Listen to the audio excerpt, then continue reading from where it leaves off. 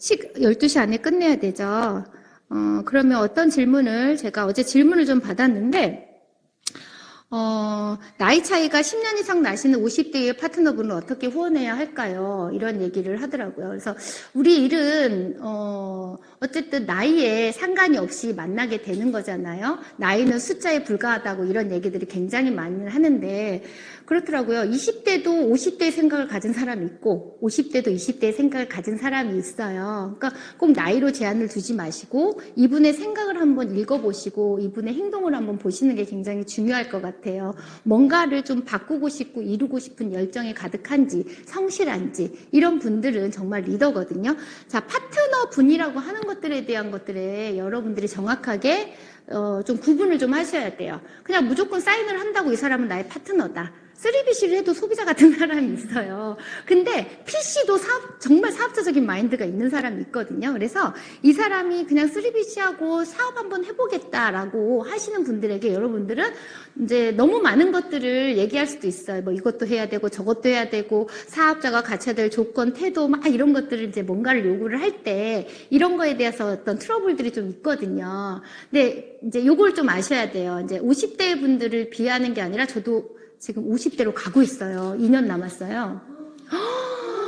이 반응 좋아요, 이 반응. 네. 자, 50대가 넘어서면 여자분들은 호르몬 쪽으로 이제 많이 변화가 있기 때문에 이 감정의 기복이 굉장히 또 심해요. 그리고 또, 그렇게 젊은 사람들보다 그냥 이렇게 살아왔으니까 힘든 건 알아요. 근데 막 굳이 내가 뭔가를 희생하고 대가 지불을 해서 내 삶을 바꾸고 싶은 그런 마음이 없으시는 분들도 있거든요. 그래서 이러한 생각을 먼저 좀 들어보시는 게 가장 중요하고 정말 이 사람이 정말 내가 모든 것들을 이렇게 대가 지불하고 인생을 바꾸고 싶고 내 태도, 생각, 어떤 생활 패턴 이런 거를 바꿀 정도의 사람이면 내가 몰입과 집중을 해서 후원을 해서 이 사람 리더로 만들어내는 거고요. 이 사람이 계속적으로 소비자 마인드고 그냥 뭐 돈만 벌고 싶어 이런 사람들은 소개받으세요. 연령대를 좀 낮춰서 조카분이라든지. 그래서 그 밑에 강력한 에너지를 가진 리더를 찾는 게 현명해요. 그분들하고 너무 에너지 싸움 하지 마세요. 나이 드신 분들하고 계속 여러분들이 에너지 뺏기지 마시고 이런 것들을 좀 대화를 통해서 상황이나 그 사람의 생각을 좀 들어보시는 게 먼저일 것 같고 그 다음에 두 가지로 내가 판단을 해서 이렇게 하시면 될 것 같아요. 자, 두 번째, 팀 문화와 라인십을 와해하는 분에게 기분 나쁘지 않게 조심스럽게 전달하는 방법이 무엇일까요? 그런 분들이 있어요. 왜냐하면 이 일은 누구나 다 처음이잖아요. 저도 처음이거든요. 그래서 이 네트워크라는 걸 어떻게 해야 될지도 모르고 특히나 우리가 밖에서는 남을 누르고 경쟁이고 이런 것들에 대한 문화에서 적셔 있다가 이 문화에 오니까 굉장히 어색하기도 하잖아요. 적응도 안 되고. 그래서 이런 분들을 이제 있는 자리에서 뭔가를 얘기하면 기분이 나빠하니까 따로 불러서 티타임을 하거나 밥을 먹으면서 얘기를 쭉 나눠봐요. 그래서 그분이 그런 얘기를 해요. 무슨 일을 시작하거나 어디를 가거나 우리가 로마에 가보면 로마의 법을 따르라는 얘기도 있듯이 어떤 단체나 어느 곳에 문화라는 게 다 있고 지켜야 될 원칙이라는 게 있다라는 거. 이걸 정말 일로서 하려고 하면 내가 성과를 내는 것보다 더 중요한 건 이 문화와 규칙을 지키는 게 우선이라는 얘기를 먼저 해주죠. 그래서 그분의 마인드를 좀 잡아주는 역할. 그리고 상황을 이렇게 비교를 해서 본인의 얘기가 아니라 다른 사람들의 이러한 사례들을 얘기를 해주면서 그분이 좀 생각을 정리할 수 있게끔 이렇게 얘기를 해주는 편이죠. 신규와 후원의 비중. 신규 찾으시는 다이아님만의 노하우를 나눠주세요. 신규와 후원은 여러분들이 이제 타이밍이라는 게 있어요. 누군가가 신규가 나와서 집중해야 되는 타이밍이 있어요. 막 사람이 쏟아질 때 쏟아지잖아요. 그럴 때 열과 성의를 다해서 후원을 하시고 이분들이 이제 조금 이제 트레이닝을 해야 될 그런 타이밍에 또 들어갈 때가 있어요. 그럴 때 이제 내 신규를 많이 생각을 하는데 저는 뭐 신규를 찾기 위해서 뭐 어디 단체나 뭔가를 배우거나 좀 그런 스타일이 아니에요. 스타일이 장형이잖아요. 그래서 저는 생활 속에서 컨택을 좀 해요. 항상 여러분들이 이걸 비즈니스로 생각하시면요. 내 집 밖에 나가는 순간 슈퍼마켓을 가든 세탁소를 가든 빵집을 가든 풀 메이크업과 시스템 복장 가장 중요해요. 그게 사업이거든요. 그래서 저는 그렇게 해요. 왜냐하면 어느 순간에 누군가가 나를 쳐다보고 있을지를 모른다라는 거. 그래서 그들을 통해서 내가 부러움의 대상과 저 사람이 무엇을 하는 사람인가를 궁금하게끔 하는 게 먼저예요. 내가 전단지를 들고 가서 하는 게 아니라. 실질적으로 지금 저희 그 동네에 횟집이 있어요. 그래서 그 횟집에 저희 신랑이랑 단골인데 제가 항상 횟집에 갈 때 일하다가 이제 많이 가기도 하고 또 일부러 갈 때 저는 동네지만 그렇게 하지 않아요. 왜냐면 제가 비포 애프터가 확실하거든요. 그래서 항상 이렇게 하고 갔더니 그 횟집 사장님이 제가 먹으면 엄청 먹어요. 제가 흰개미 저희 신랑이 붙여준 별명이에요. 가루도 안 남기고 먹는다는 거. 뭐 스키다시고 뭐고 싹 다 비워내니까 거기 여자 사장님이 왜 이렇게 맨날 이렇게 잘 먹는데 이렇게 날씬하냐고 저한테 그렇게 물어보는 거예요. 그래서 제가 아니 저는 좋은 영양제 먹잖아요. 이렇게 영양제를 먹으면 날씬해지냐고. 그래서 제대로 몸에 가서 일을 하는 영양제를 먹으면 날씬해져요. 이렇게 이제 얘기를 했더니 그분도 뭘 먹고 있대요. 그래서 어디냐 그랬더니 유니도시 거를 먹고 있대요. 그래서 몇 년 정도를 먹었냐 그랬더니 2년인가 하여튼 먹었대요. 그래서 내가 아니 그 제품을 그렇게 먹었는데도 건강해지지 않고 날씬해지지 않으면 다시 한번 생각해 봐야 되는 거 아니에요? 그랬어요. 그래서 미팅했어요. 자, 키포인트 뭐예요?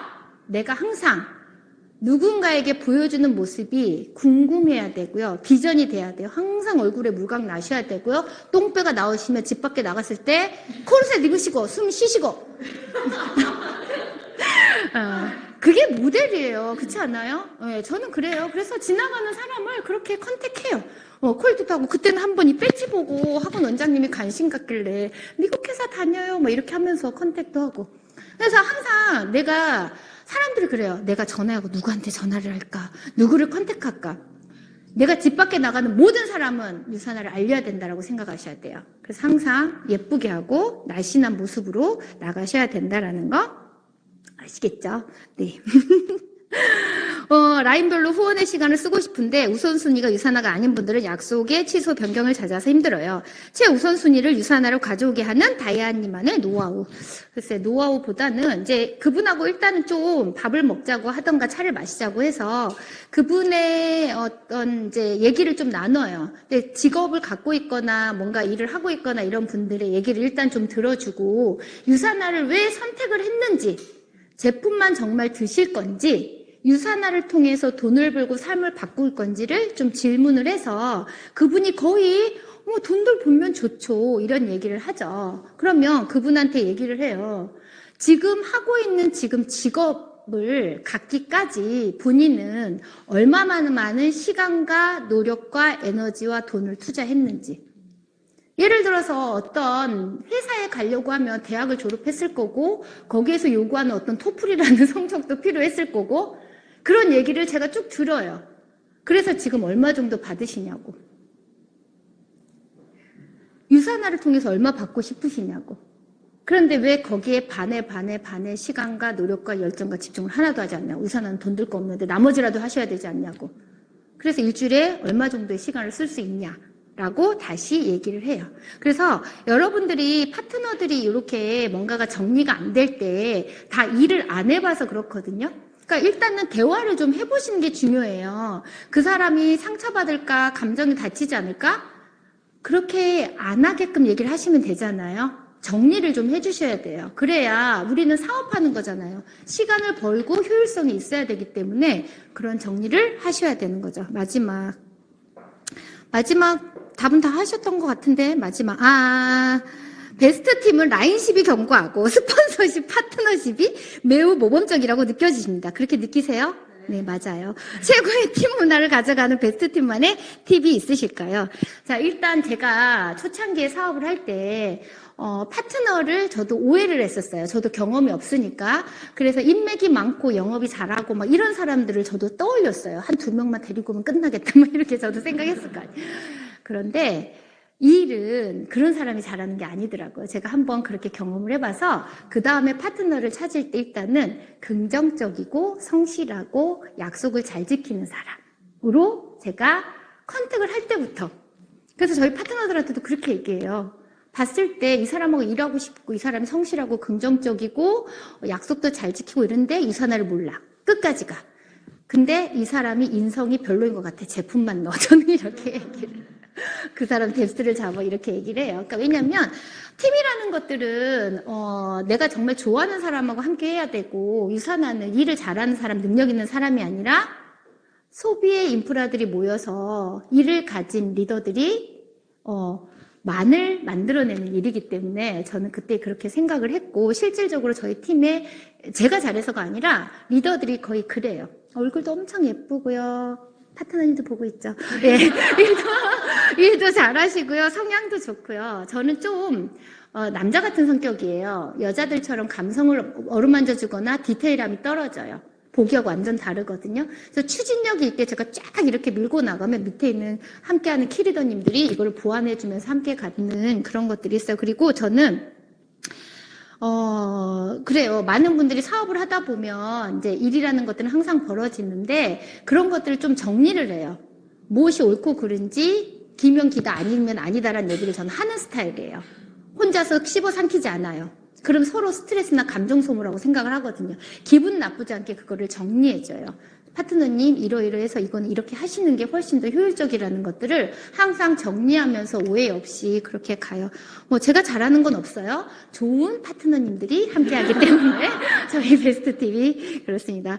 질문을 이제 좀 더 받고 싶은데 저희가 이제 시간이 우리 컴퓨터가 많이 쓰셨어요. 그래서 이만 맞춰야 될 것 같습니다. 이제 끝나고 개인적으로 질문 제가 또 받고요. 이 공식적인 시간은 마치겠습니다. 여러분 모두 오늘 즐겁게 파이팅하는 하루 되시기 바라겠습니다. 감사합니다.